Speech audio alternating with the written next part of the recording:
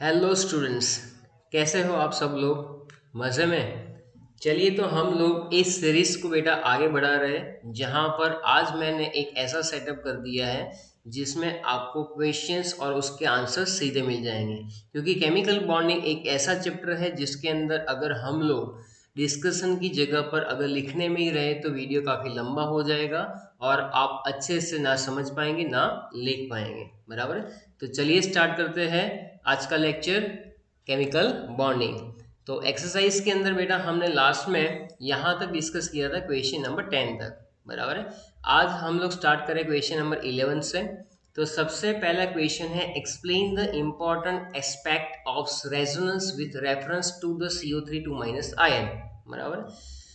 अब मुझे ये बताओ कि रेजोनेंस क्या होता है। अगर आपने रेगुलर वीडियोस देखे हुए हैं तो आपको रेजोनेंस पता होगा, और अगर आपने नहीं देखा हुआ है तो जाइए जाकर पहले रेजोनेंस स्ट्रक्चर का वो वीडियो डिटेल में जो मैंने बनाया हुआ है वो पहले आप देख लीजिए, तो इस क्वेश्चन का आंसर अपने आप आ जाएगा।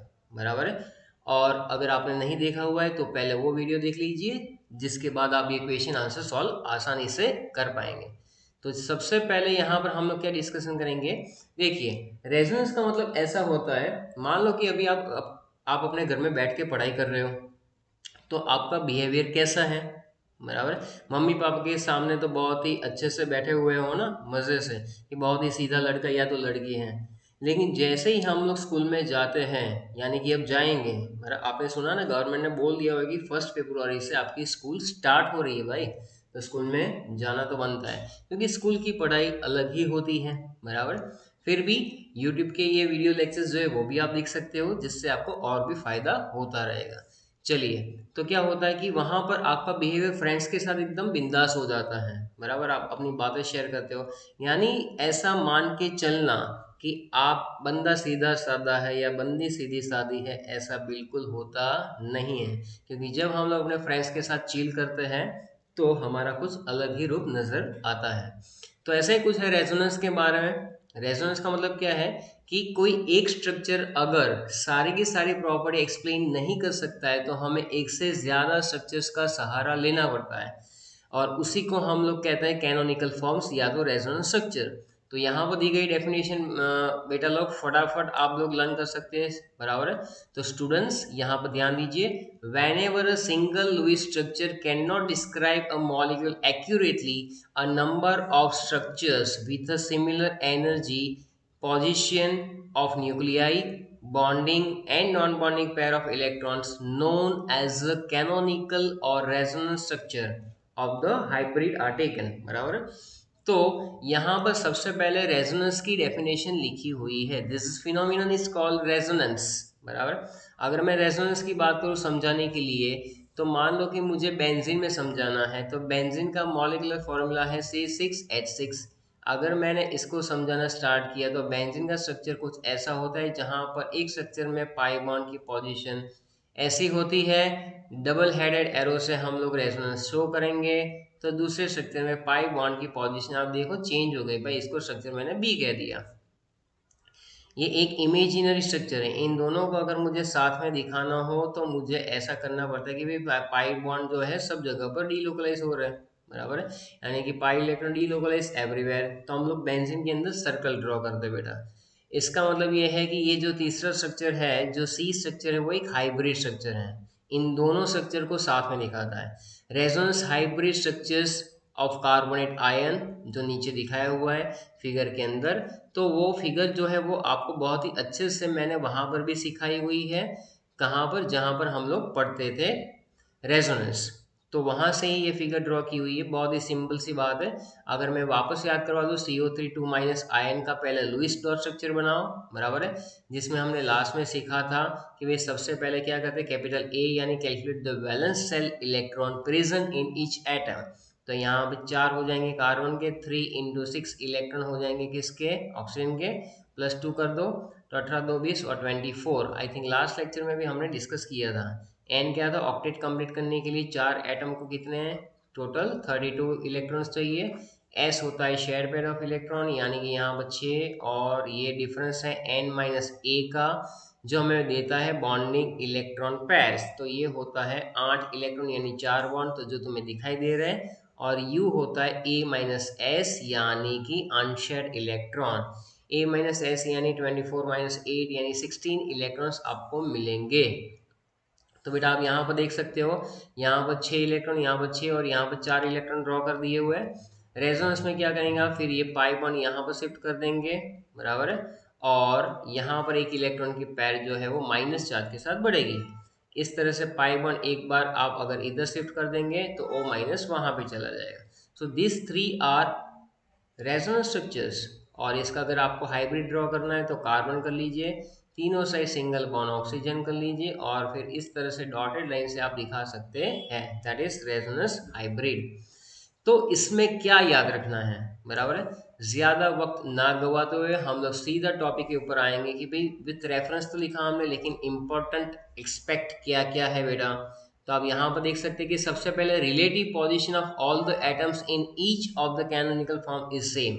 कार्बन वहाँ का वहाँ है, ऑक्सीजन वहाँ का वहाँ है, तो वहाँ पर हमने एटम की पोजीशन चेंज नहीं की है, पहला पॉइंट। दूसरा, number of unpaired electrons and paired electrons in each of the canonical form same. मान लो कि पहले वाले स्ट्रक्चर में अगर हमारे पास लॉन पेयर इलेक्ट्रॉन जितने हैं उतने ही दूसरे स्ट्रक्चर में, उतने ही तीसरे स्ट्रक्चर में है। Negative charge is residing on more electronegative atom. Carbon और ऑक्सीजन के अंदर जो है ऑक्सीजन से ज्यादा इलेक्ट्रोनेगेटिव, तो वहां पर रहेगा negative charge. As a result of resonance bond length and bond order is the same. Resonance की वजह से बॉन्ड लेंथ या तो बॉन्ड ऑर्डर में कोई फर्क आता नहीं है, बराबर। तो ये था हमारा क्वेश्चन नंबर 11 और उसका आंसर। अब आपके सामने है next question. S3PO3 can be represented by structure 1 and 2 shown below. Can these two structures be taken as the canonical forms of the resonance hybrid representing S3PO3? If not, give the reasons for the same. देखिए, S3PO3 अगर ये आपको ना भी दिया हो तो मैं आपको बता दूं कि कैसा स्ट्रक्चर होता है। फॉस्फरस डबल बॉन्ड के साथ यहाँ पर, फिर OH, यहाँ पर OH और यहाँ पर भी OH। तो इस तरह से बनता है उसका बॉन्डिंग। अगर इसी को यहाँ पर रिप्रेजेंट किया हुआ है तो स्ट्रक्चर नंबर 1 और 2 में अभी अभी हमने पढ़ा कि कैनोनिकल स्ट्रक्चर्स के अंदर क्या होता है, the position of all the atoms in each of the canonical forms is same. आप जरा ध्यान से देखेंगे तो आपको पता चलेगा कि यहाँ पर इस वाले कैनोनिकल फॉर्म में relative position of hydrogen change हो रही है। आप देखो यहाँ पर एक बार हाइड्रोजन यहाँ पर दिखा रखा है, एक बार हाइड्रोजन यहाँ पर दिखा रखा है, ऐसा नहीं होना चाहिए। So that is the solution, जो आपका आंसर बनेगा बेटा। This two can not be called canonical forms as the relative position of hydrogen is change. तो इसको हम लोग रेजोनेटिंग स्ट्रक्चर्स नहीं गिनेंगे, बराबर है। तो ये हमें पता होना चाहिए। चलिए, अब हम लोग ड्रॉ करने जा रहे हैं स्ट्रक्चर ऑफ SO3, NO2 और NO3, पर NO3 माइनस होना चाहिए। यहाँ पर आप अपने क्वेश्चन के अंदर एक बार चेक कर लीजिए, SO3 दिया हुआ है, NO2 और NO3 माइनस। हाँ, तो यहाँ पर NO3 माइनस, ये हल्का सा यहाँ पर चेंज है, बराबर। अब हम लोग ड्रॉ करेंगे क्या, तो SO3 का स्ट्रक्चर। SO3 का स्ट्रक्चर जो है बेटा ऐसा आएगा, sulphur double bond oxygen, single bond oxygen के साथ SO3, बराबर है। तो यहाँ पर लॉन पेयर ऑफ इलेक्ट्रॉन ये आप वैसे ही गिन सकते हैं जैसे अभी अभी हमने गिना था, बराबर, उस तरह से आप गिन सकते हैं। तो ये स्ट्रक्चर जो है जिसके अंदर हमें टाइम वेस्ट नहीं करना है, ये खुद आप ट्राई करेंगे, canonical forms of SO3, NO2 और NO3 माइनस, बराबर। तो आप देख सकते हैं कि तीनों स्ट्रक्चर्स के यहाँ पर जो है रेजोनेटिंग स्ट्रक्चर्स भी दिए हुए हैं, बराबर। It is easy to draw, बराबर। इसके अंदर जो ज़्यादा लॉजिक नहीं है, प्रैक्टिस का है ये क्वेश्चन, तो आप प्रैक्टिस करेंगे। चलिए, उसके बाद है मेरे पास 14 वाला question. Use Lewis symbols to show electron transfer between the following atoms to form cations and anions, बराबर। चलिए, तो सबसे पहले उन्होंने क्या पूछा बेटा, KNS। अब देखो, के अंदर हम लोग क्या कर सकते हैं, KNS की बात करेंगे तो K जो है और S, अब K का होता है क्या, +1 सल्फाइड होता है H2 माइनस, बराबर। ये पहले ग्रुप का एलिमेंट है और ये कौन सा है, उसी से टिप यानी 16 का, तो 2 इलेक्ट्रॉन गेन करके ये बनाएगा। इन दोनों का क्रॉस मल्टीप्लाई करो तो K2S बनेगा। सबसे पहली बात कि लुईस डॉट सिंबल में क्या करेंगे, तो देखो के का अगर करना हो तो के आसपास सिर्फ एक ही डॉट आता है, लेकिन हमें K2S बनाना है तो K प्लस का मतलब क्या हो जाएगा, 1 2 3 4 5 6 7 8, इसको स्क्वायर ब्रैकेट करते हुए आपको क्या दिखाना है वहां पर +1, बराबर। और अगर सल्फाइड आयन का दिखाना है तो क्या करेंगे, सल्फर ड्रॉ करेंगे, उसके बाद वहां पर भी 8 इलेक्ट्रॉन ड्रॉ करने के बाद यहाँ पर उसके ऊपर चार्ज लगाएंगे 2-, तो वही है बेटा यहाँ पर इस तरह से 2K प्लस और X2- शो करके आप K2S का स्ट्रक्चर बना सकते हैं, बराबर। तो ये रहा इसका स्ट्रक्चर। दूसरा यहाँ पर है Ca2 प्लस और देखो कैल्शियम और ऑक्सीजन। अब आप देखो कैल्शियम का चार्ज है +2, ऑक्सीजन का होता है -2, तो ये बनेगा क्या है, कैल्शियम ऑक्साइड, इस तरह से। अब इसका अगर आपको लुईस डॉट सिंबल बनाना है, बराबर, तो लुईस डॉट सिंबल किस तरह से बनाओगे आप, तो जैसे इसमें हमें करना है सॉल्यूशन में, तो आप अपने हिसाब से बनाओ। Ca+2 का कैसे ड्रॉ कर सकते हैं, तो Ca+2 का कैसे ड्रॉ करेंगे, देखो Ca का होता है कैल्शियम का यहाँ पर 2 डॉट, ऑक्सीजन का क्या रहता है, ऑक्सीजन का 1 2 3 4 5 6, बराबर है। अब इस तरह से जब CaO बन जाता है बेटा, तो ये Ca में से 2 डॉट गायब हो जाएंगे, तो यहाँ पर Ca2+ हो जाएगा, और वो 2 इलेक्ट्रॉन मान लो कि यहाँ पर ट्रांसफर हो रहा है ऑक्सीजन के ऊपर, तो ये क्या बन जाएगा, O2-, यानी 1 2 3 4 5 6 7 8, इस तरह से आ जाएगा 2-, बस दैट्स इट। इसी तरह से अगर हमें एल्यूमिनियम और नाइट्रोजन के बारे में सोचना है तो कैसे हो पाएगा, तो मैं यहाँ पर इस साइड में बता देता हूँ। एल्यूमिनियम जो है, बराबर है, एल्यूमिनियम के बैलेंस में कितने इलेक्ट्रॉन होते हैं, तो 3 इलेक्ट्रॉन होते हैं। इसी तरह से नाइट्रोजन में अगर आप देखोगे तो 1 2 3 4 5 होते हैं। अब ये अगर एल्यूमिनियम Al+3 बना देता है तो तीनों डॉट शो करने की कोई ज़रूरत नहीं है, वही 3 डॉट आप कहाँ पर शो कर लोगे, नाइट्रोजन में। तो नाइट्रोजन में बन जाएगा 1 2 3 4 5 6 7 8, और इस तरह से स्क्वायर ब्रैकेट करके 3- कर देंगे, तो ये Al बनेगा एल्यूमिनियम नाइट्राइड। तो लुईस डॉट सिंबल से हमें ये शो करना था कि इलेक्ट्रॉन ट्रांसफर कैसे होते हैं बिटवीन द 2 एटम्स, और वो बनाते कैटायन और एनायन। चलिए आगे बढ़ते हैं नेक्स्ट क्वेश्चन के अंदर, बराबर है। अब देखो नेक्स्ट क्वेश्चन हमें ये बताता है, although both CO2 and H2 are triatomic molecules, the shape of H2 molecule is bent while that of CO2 is linear, बराबर है। तो इसको डायपोल मोमेंट के बेसिस पे समझाओ। तो क्वेश्चन का आंसर तो नीचे है ही, लेकिन हम लोग इसको अलग तरह से सॉल्व करेंगे, फिर देखते हैं कि क्या दिया हुआ है। चलिए, तो CO2 यानी कार्बन डाइऑक्साइड और H2O का मतलब होता है पानी। CO2 के स्ट्रक्चर में क्या होता है, carbon double bond oxygen, double bond oxygen, यहाँ पर 1 2 3 4, 1 2 3 4, बराबर। H2O के अंदर शेप कैसा रहता है इसका, बैंड शेप। कैसे, क्योंकि ऑक्सीजन के ऊपर 2 लॉन पेयर ऑफ इलेक्ट्रॉन होते हैं, और हमें मालूम होना चाहिए कि लॉन पेयर, ये जो मॉलिक्यूल है बेटा वो किस टाइप का मॉलिक्यूल है, Ab2 टाइप का मॉलिक्यूल हमें दिख रहा है CO2, और ये होगा हमारा Ab2E2 टाइप का मॉलिक्यूल। दो ए यानी central atom, 2 bonding pair, 2 lone pair of electron, यहाँ पर भी ए यानी सेंट्रल एटम, 2 बॉन्डिंग पेयर, बराबर है, 2 यहाँ पर ऑक्सीजन है इसकी वजह से। अब आप देखो बेटा कि यहाँ पर इसके अंदर जब हम लोग लिखेंगे तो इसका म्यू जो है ना वो 0 आएगा, इसका म्यू 0 नहीं आएगा, इसका म्यू जो है 1.84 dy आता है। इसका रीज़न क्या है, तो इसमें यहाँ पर डायपोल कैसे दिखाते हैं, बेसिकली डायपोल का मतलब क्या है, डायपोल मोमेंट का मतलब चार्ज इनटू डिस्टेंस, बराबर है। तो यहाँ पर आप देखेंगे कि इसमें CO2 में बॉन्ड डायपोल कार्बन से ऑक्सीजन, तो tail to head, because oxygen is more electronegative, और ये दिखाया जाता है कार्बन टू ऑक्सीजन। इसका भी बॉन्ड डायपोल ऐसे दिखाया जाएगा, इसकी बॉन्ड डायपोल की वैल्यू है 2.3 डी बाई, इसकी भी है 2.3 डी बाई, लेकिन ऑपोजिट डायरेक्शन में होने की वजह से ये नलीफाई हो जाती है और इसका डायपोल मोमेंट मिलता है 0।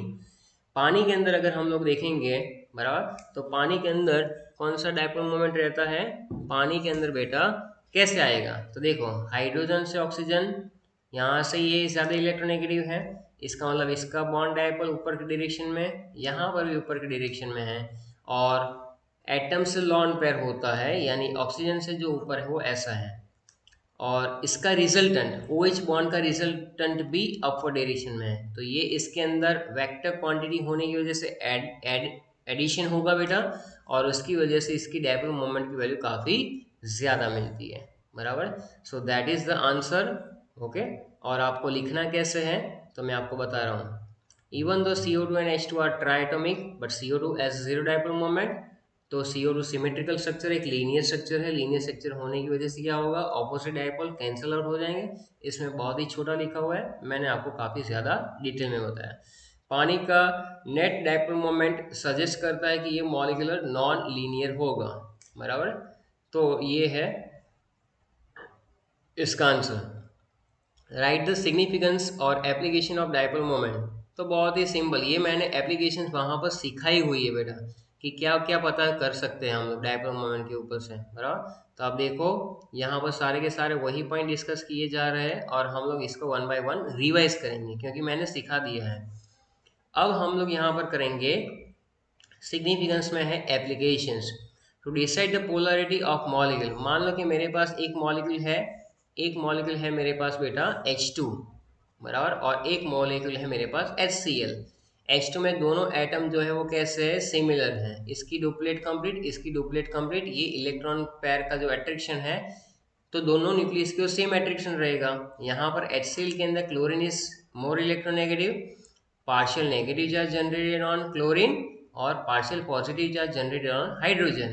तो यहाँ पर डायपोल मोमेंट मिलेगी, बराबर, लेस टू हाई इलेक्ट्रोनेगेटिविटी की ओर। अच्छा, तो हमें इससे क्या पता चला कि कौन सा मॉलिक्यूल पोलर है कौन सा नॉन पोलर है। तो ये पहली बार to decide the polarity of molecule, यानी कि molecules having zero dipole moment are said to be non polar and the value mu does not equal to zero, that is polar in nature. Second, to determine the percentage of ionic character, मेरा percentage of ionic character निकालने के लिए क्या कर सकते हैं, तो यहाँ पर experimental value of dipole moment नीचे आएगा थियोरेटिकल इंटू 100, तो आपको आयोनिक कैरेक्टर मिलेगा। मैंने इसके और भी इक्वेशंस वहाँ पर आपको लिखे हुए हैं तो वो आप देख सकते हैं। To determine the geometry of molecule, बिल्कुल सही बात है। जियोमेट्री का मतलब क्या है कि हमें इसकी वैल्यू से ये इन्फॉर्मेशन चलती है कि इसकी जियोमेट्री क्या है। मान लो कि आपको किसी ने बोल दिया कि भाई CHCl3 है, बराबर है, और CH4 है, तो इससे हमें ये पता चलेगा, या तो अभी अभी जो हमने देखा तो CHCl3 CH4, चलो पहले ये देख लेते हैं। CH4 जो है उसका डायपोल मोमेंट बिल्कुल ज़ीरो है। क्यों ज़ीरो है, क्योंकि यहाँ पर सारे के सारे बॉन्ड जो है वो इक्वल और ऑपोजिट डायरेक्शन में है, तो इसकी डायपोल मोमेंट कैसे हो जाएगी, कैंसल आउट हो जाएगी, बराबर है। CHCl में क्या करेंगे, एक हाइड्रोजन की जगह पर Cl लगा देंगे तो इसका डायपोल मोमेंट कुछ ना कुछ तो मिलेगा।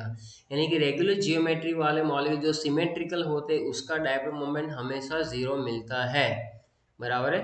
तो शेप ऑफ मॉलिक्यूल, बराबर है, स्ट्रक्चर्स के बारे में भी बताता है ये कि कैसा स्ट्रक्चर आएगा, बराबर है।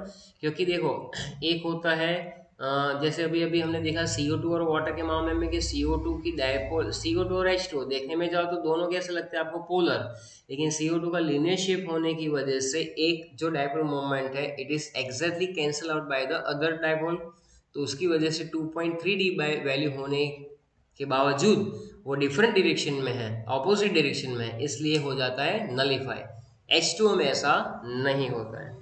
तो यहाँ पर वही लिखा है कि CO2 है, CH2 है, linear as well as values of their dipole moment are zero. Water है, नॉन लीनियर है, तो इसका नेट डायपोल मोमेंट हमें कुछ ना कुछ मिलेगा। So this are the information, ये नहीं बहुत सारी इन्फॉर्मेशन मिलती है, कौन सा सीस है कौन सा ट्रांस आइसोमर है ये भी हमें बताता है डायपोल मोमेंट, बराबर है। डायपोल मोमेंट में रेगुलर जियोमेट्री है या तो इरेगुलर जियोमेट्री है वो भी हमें बताता है। तो there are lots of thing for significance, बराबर, इतना लिखोगे चलेगा। Define electronegativity and how does it differ from the electron gain enthalpy. अब ये वाला जो कंटेंट है वो ऑलरेडी हमने लास्ट लेक्चर में, आई थिंक हमने लास्ट नहीं बहुत पहले ये तो हमने किया हुआ था पीरियोडिक टेबल के अंदर, बराबर। लेकिन फिर भी हम लोग देख लेते इलेक्ट्रोनेगेटिविटी यानी क्या। मान लो कि यहाँ पर है एक HCl का मॉलिक्यूल, तो वहां पर हम लोग क्लोरीन में लिखते हैं बेटा partial negative charge generated on chlorine, partial positive charge generated on hydrogen. ऐसा क्यों लिखते हैं, क्योंकि हम लोग ऐसा मानते हैं कि chlorine is more electronegative than hydrogen. तो ऐसा क्यों माना, क्योंकि क्लोरीन एक ऐसा एलिमेंट है जो ये इसमें बॉन्डेड इलेक्ट्रॉन है ना, शेयर पेयर ऑफ इलेक्ट्रॉन, वो भी अपनी ओर खींच के रखता है। यानी कि tendency to attract the share pair of electron towards itself, that is called electronegativity. बराबर है। कोई भी केस हो, HCl हो, HF हो, फ्लोरीन सबसे ज्यादा इलेक्ट्रोनेगेटिव है, तो फ्लोरीन के ऊपर आएगा माइनस डेल्टा, हाइड्रोजन के ऊपर प्लस डेल्टा आएगा। लेकिन बात वो नहीं है, बात है डेफिनेशन की। बराबर। लेकिन इलेक्ट्रॉन गेन एंथैल्पी में क्या सीखा था हमने? इलेक्ट्रॉन गेन एंथैल्पी में हमने ऐसा सीखा था कि अगर कोई भी एलिमेंट इलेक्ट्रॉन गेन करता है और एनायन बनाता है और जो एनर्जी रिलीज होती है उसको कहते हैं इलेक्ट्रॉन गेन एंथैल्पी। यानी कि addition of electron to isolated neutral gases atom to converting this into anion by releasing the energy, and that value is called electron gain enthalpy. बराबर है। तो ये दोनों चीज अलग हो जाएगी। That is to form monovalent anion, electron gain enthalpy and electronegativity both measure the power of attracting electrons, but electron gain enthalpy is concerned with the isolated gases atom. याद रखना। while electronegativity जो है वो relativity पे depend करती है, एक ज्यादा इलेक्ट्रोनेगेटिव है तो दूसरा लेस इलेक्ट्रोनेगेटिव है। So that is the difference between them. Agree? चलिए अब हम लोग आगे बढ़ते हैं। Explain with the help of suitable example polar covalent bond. तो अब तक क्या कर रहे थे? वही तो समझा रहे थे। कोई भी एग्जांपल ले लो। यहाँ पर उन्होंने HF का लिया हुआ है, आप कोई भी एग्जांपल ले सकते हो बेटा। बराबर है। तो यहाँ पर देखो, मैंने यहाँ पर मान लो कि मैंने HCl का एग्जांपल ले लिया। बराबर है। या तो CO2 का ले लिया या पानी का ले लिया, कोई भी ले लिया। तो यहाँ पर क्या समझाया हुआ है कि in heteroatomic molecule the shared pair of electron between the two atoms gets displaced towards a more electronegative atom.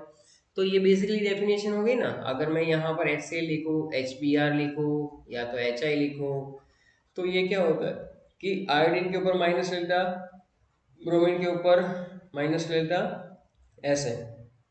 तो ये कैसे लिखते हैं हम लोग कि पोलर कोवेलेंट बॉन्ड है? कैसे पता चला? कोवेलेंट बॉन्ड यानी क्या? शेयरिंग ऑफ इलेक्ट्रॉन, इलेक्ट्रॉन की शेयरिंग से जो बॉन्ड बनता है इसको कोवेलेंट बॉन्ड कहते हैं। लेकिन इसमें भी polar covalent bond and non polar covalent bond. मान लो कि दो क्लोरीन के बीच में बन रहा है नॉन पोलर, दो हाइड्रोजन के बीच में बन रहा है नॉन पोलर।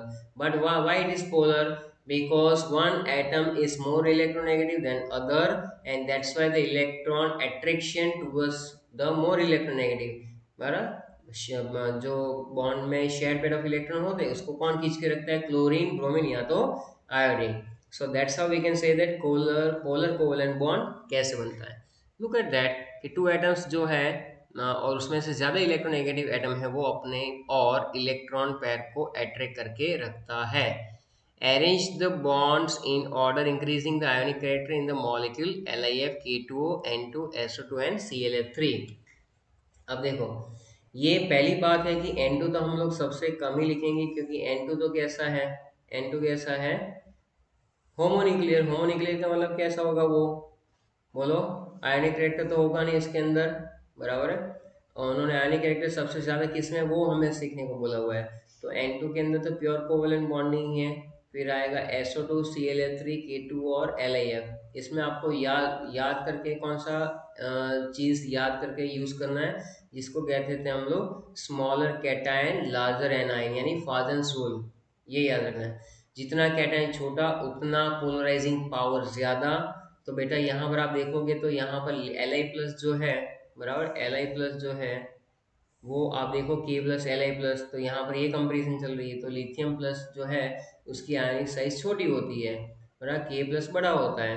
तो जितना कैटायन छोटा उतना वो एनायन को ज्यादा अच्छे से पोलराइज कर पाएगा। बराबर है। इस वजह से ये जो है इसमें, और इंक्रीजिंग द आयनिक कैरेक्टर के अंदर सामने देखो कि Li+ और F-, बराबर, सामने ये फ्लोरीन जो है सबसे ज्यादा इलेक्ट्रोनेगेटिव है। तो उसकी वजह से हमें पता चलेगा कि ये जो है इसमें आयनिक कैरेक्टर ज्यादा रहेगा। बराबर है। फिर K+O2-, और तो इस तरह से ये हमें अरेंज करना पड़ेगा। यानी बेसिकली आपको यूज क्या करना है, थोड़ा सा दिमाग लगाकर, ये smaller the cation larger the anion. बराबर है। बहुत ही अच्छे से आप लोग कर रहे हो। बराबर है। अगर कोई भी क्वेश्चन हो रहा है तो आप नीचे कमेंट सेक्शन में लिख सकते हो। और अगर आपको ये वीडियो पसंद आ रहा है और आप पहली बार इस चैनल पे आ रहे हो तो प्लीज़ सब्सक्राइब द चैनल। बराबर। एंजॉय द वीडियो जो हम लोग केमिकल बॉन्ड के बारे में डिस्कस कर रहे हैं। The skeletal structures of CA3COOH as shown below is correct। but some of the bonds are shown incorrectly. Write the correct Lewis structure. अब देखो जरा ध्यान से, सबसे पहली बात CH3CH में कार्बन के साथ 3 हाइड्रोजन ऐसे होने चाहिए, C डबल बॉन्ड O होना चाहिए और OH ऐसे होना चाहिए। लेकिन यहाँ पर कार्बन और हाइड्रोजन के डबल बॉन्ड दिखा है वो बिल्कुल गलत है, और यहाँ पर सिंगल बॉन्ड दिखा है वो बिल्कुल गलत है। बस इतना सा करेक्शन है। ये थोड़ा सा नॉलेज बेस्ड तो नहीं कह सकते, लेकिन लॉजिकल क्वेश्चन है जो आप इस तरह से सही कर सकते हो। 21st वाला जो है वो क्या कहना चाहता है, apart from the tetrahedral geometry another possible geometry for methane is square planar with 4 hydrogen atoms at a corners. यानी ऐसा बोलते हैं कि मीथेन ऐसा होता तो क्या होता, explain why CH4 is not square planar. तो आप देखो कि अगर मीथेन ऐसा होता तो उसकी लाइफ में क्या क्या चेंजेस आते हैं। मीथेन है कैसा, टेट्राहेड्रल, तो क्यों स्क्वायर प्लेनर नहीं है और टेट्राहेड्रल हम लोग ड्रॉ करते हैं। तो सबसे पहली बात कि मीथेन के अंदर लिखा हुआ है bond pair are there, bonding pair है, कोई लॉन पेयर तो है नहीं, बराबर है। To attain the most stabilize structure, अब VACPR के अकॉर्डिंग अगर AB4 मॉलिक्यूल हुआ और अगर उसके अंदर कोई लॉन पेयर नहीं है तो वो टेट्राहेड्रल जियोमेट्री ही शो करेगा, जिसमें बॉन्डिंग रहता है 109 डिग्री एंड 28 मिनट्स। तो स्पेस में इस तरह से CH बॉन्ड अरेंज होते हैं जहां पर रिपल्सन मिनिमम हो और मैक्सिमम स्टेबिलिटी हो, बराबर है। तो अगर ये CH4 होगा तो इसमें बॉन्ड एंगल 90 डिग्री का मिलता, तो 90 डिग्री पे क्या होता है, रिपल्सन ज़्यादा होता है। तो यही लॉजिक है। लुक देखो, to attain the most stabilized structure, it arrange itself in tetrahedral geometry with a greater bond angle. Bond angle बढ़ेगा तो रिपल्सन कम, तो VCPR का बेस ही वो है rather than the square planar जिसमें बॉन्ड एंगल रहता है 90 डिग्री का।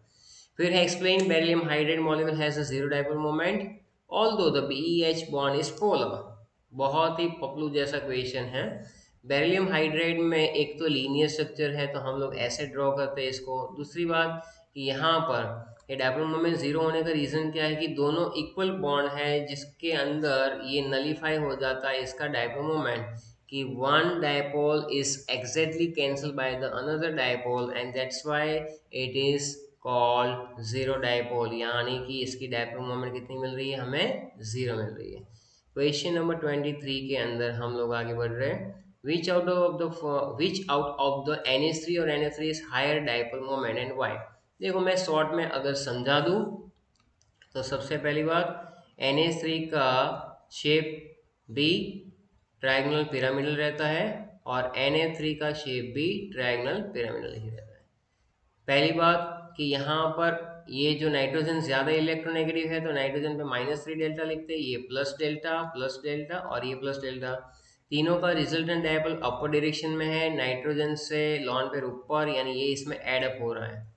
इस केस में क्या हो रहा है तो तीनों का रिजल्टेंट डाउनवर्ड डायरेक्शन में है और इसका अपर डायरेक्शन में है, यानी कि पूरा कैंसिल नहीं हो जाएगा क्योंकि ऊपर लॉन पेयर है, नीचे 3 बॉन्डिंग पेयर है, यानी थोड़ा बहुत तो मिलेगा। तो ये जो है ना चेंज, उसी की वजह से Na3 का डायपोल मोमेंट NH3 से कम मिलता है, बिकॉज इसमें से कुछ ना कुछ कट ऑफ हो जाता है Na3 के केस में। वही यहाँ पर डिटेल में लिखा हुआ है जो आप इसको अच्छे से पढ़ के लर्न कर सकते हो। आगे है हमारे पास what is the mean by hybridization of atomic orbitals and describe the sp sp2 and sp3 hybrid orbitals. I think हमें आज यहाँ तक रखना चाहिए, क्यों, क्योंकि ये जो हाइब्रिडाइजेशन का कंसेप्ट है वो एक नए लेवल पे जाएगा जहाँ से हम लोग नए नए क्वेश्चंस स्टार्ट करेंगे। आज तक हमारा जो डिस्कशन आज हुआ है वो डायपोल मोमेंट तक हम लोग रखते हैं, क्योंकि आने वाले क्वेश्चंस जो है बेटा वो अलग पैटर्न में रहेंगे और वीडियो ज़्यादा लंबा ना हो जाए और आप अच्छे से इतने क्वेश्चंस लर्न कर सको, इस तरह से हम लोग आगे बढ़ेंगे। So today we are going to discuss, जो आज हमने डिस्कस किया हुआ है, today already we discuss basically question number 11 से लेकर 23 तक हमने किया हुआ है, बराबर है। और मान लो कि SP SP2 और SP3 जो है वो आप अच्छे से घर से एक बार करके आओगे, क्योंकि तो ही मज़ा आएगा। इसके अंदर क्या क्या हाइब्रिडाइजेशन है, क्योंकि ये डिटेल में आपको लिखना पड़ेगा। आप देख सकते हैं कि कितना डिटेलिंग है, देखो SP का है, SP2 का है, SP3 का है। So these are the very detailing question, बराबर है। तो आई होप आप यहाँ तक एक बार अच्छे से कर लीजिए और उसके बाद हम लोग हाइब्रिडाइजेशन के क्वेश्चन से फिर से आगे बढ़ेंगे। Okay, thank you very much.